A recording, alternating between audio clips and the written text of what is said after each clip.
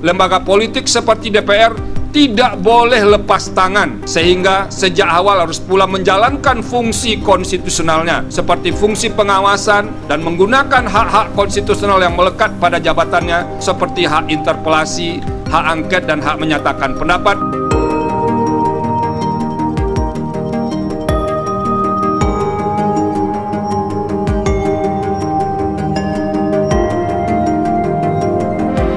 Wow, di sini sangat keren sekali sih. Di sini menurut saya Hakim MK di sini memberikan sinyal atau memberikan kode, yaitu kepada DPR untuk menggunakan hak-haknya, yaitu sebagai lembaga negara, yaitu untuk menggunakan hak angket, hak interpelasi, dan lain sebagainya. Nah, di sini menurut saya juga cukup masuk akal karena semuanya di sini dalam gugatan paslon 01 dan 03 itu semuanya di MK. Karena di situ memang ada fungsi masing-masing, mulai dari Bawaslu, KPU, dan lain sebagainya, Gakum, semuanya itu ada hak masing-masing. Tetapi di sini semuanya ditujukan kepada Mahkamah Konstitusi, yaitu untuk menangani sengketa Pilpres di sini. Nah, dari sini bahkan yaitu MK itu bahkan menyentil yaitu anggota DPR saat ini. Kalau kita ketahui pada waktu lalu memang DPR di situ terkesan diam ya. Apalagi ketika dilakukan oleh Anwar Usman misalkan, yaitu tentang usia minimum capres dan cawapres, dan bahkan juga banyak kritikannya itu bahkan juga dari pakar-pakar hukum, profesor, akademisi, pakar-pakar politik, guru besar tata negara, dan lain sebagainya.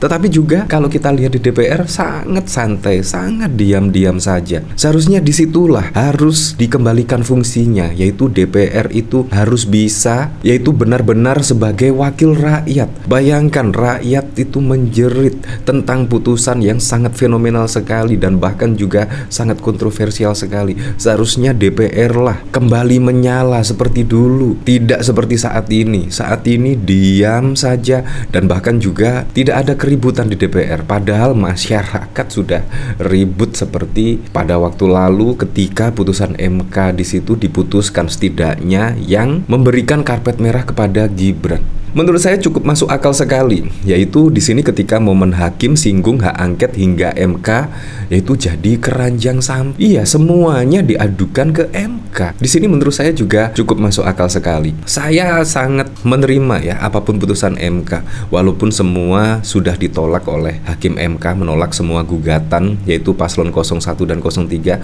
saya menerimanya. Tetapi di sini memang harus dibenahi, yaitu dan semuanya harus dikembalikan fungsi-fungsi seperti pada waktu lalu ya. Fungsi DPR di sini misalkan harus ya berani ribut lah seperti yang pada waktu dulu-dulu. Dari sini yaitu bahkan juga dikomentari oleh Yusuf Dundum, Hakim Saldi Isra, MK bukan keranjang sampah. Seperti ini ketika Hakim Saldi Isra di sini yaitu ya setidaknya menyentil DPR RI untuk menggunakan hak-hak yang melekat pada anggota DPR seperti hak interpelasi dan juga angket. Seperti ini videonya. Lembaga politik seperti DPR tidak boleh lepas tangan, sehingga sejak awal harus pula menjalankan fungsi konstitusionalnya seperti fungsi pengawasan dan menggunakan hak-hak konstitusional yang melekat pada jabatannya seperti hak interpelasi, hak angket, dan hak menyatakan pendapat guna memastikan seluruh tahapan pemilu dapat terlaksana sesuai dengan pasal 22E ayat 1 Undang-Undang Dasar 1945. Penegasan demikian diperlukan karena mahkamah hanya memiliki waktu yang terbatas. Nah, di situ menurut saya cukup masuk akal sekali, masuk akal.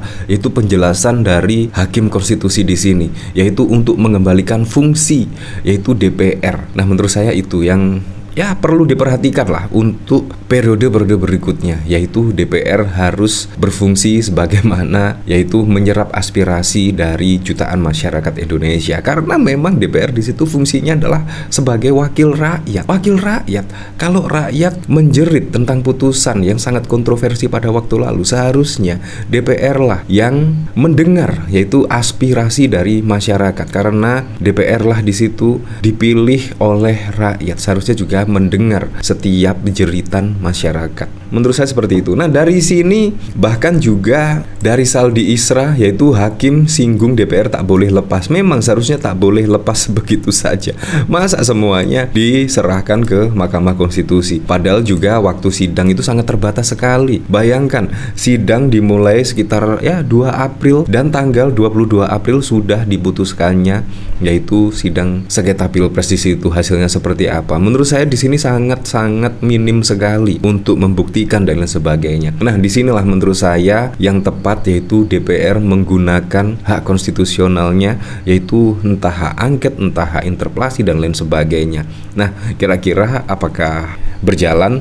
Ya, kita lihat saja besok. Nah, dari sini Hakim Konstitusi Saldi Isra menjelaskan Mahkamah Konstitusi MK dalam melaksanaan kewenangannya tidak hanya sebatas mengadili hasil rekapitulasi pemilihan umum pemilu 2024. MK juga dapat dinilai hal-hal lain terkait dengan tahapannya yang berkenaan dengan penetapan suara sah hasil konsultasi. Hal tersebut dimaktub dalam pasal 24C ayat 1 Undang-Undang Dasar Undang-Undang 1945, namun ia menyebut pasal tersebut juga menegaskan bahwa MK juga bukan lembaga yang menjadi tumpuan dalam menyelesaikan semua masalah pemilu. Menurut saya cukup masuk akal sekali apabila tetap diposisikan untuk menilai hal-hal lain, sama saja dengan menempatkan mahkamah sebagai keranjang sampah untuk menyelesaikan semua masalah yang berkaitan dengan pemilu di Indonesia, ujar Saldi dalam sidang putusan gugatan Pilpres 2024 pada 22 April. Dalam hal tersebut, Badan Pengawas Pemilu Bawaslu dan Sentra Penegakan Hukum Terpadu Gakumdu telah diberi kewenangan untuk menyelesaikan permasalahan pemilu 2024 termasuk DPR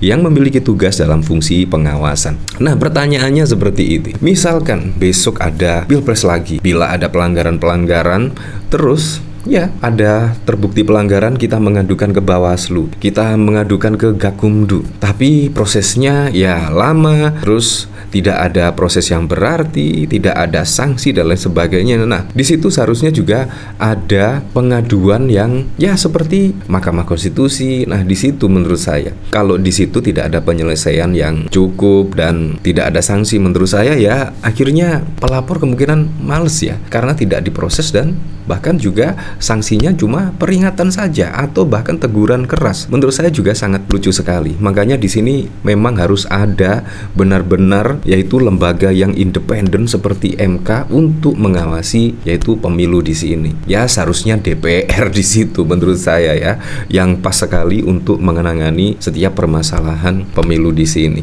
Semuanya memang bisa dipanggil, mulai dari KPU, Bawaslu, semuanya bisa dipanggil oleh DPR untuk ditanyai tentang permasalahan atau pengaduan atau pelanggaran yang terjadi selama pemilu. Menurut saya DPR lah fungsi yang paling pas, yaitu untuk menangani di sini kalau ada pelanggaran-pelanggaran Pilpres di sini. Tetapi saya cukup senang lah di sini, yaitu apapun putusan MK di sini memang kita harus menerima dengan lapang dada, dan selamat buat Pak Prabowo Gibran yang terpilih menjadi presiden pada periode 2024 hingga 2029. Semoga saja ketika menjadi presiden dan wakil presiden bisa merealisasikan semua program-program dan janji-janji kampanyenya, sehingga masyarakat bisa menikmati yaitu hasil kerja atau hasil realisasi janji-janji pada saat kampanye.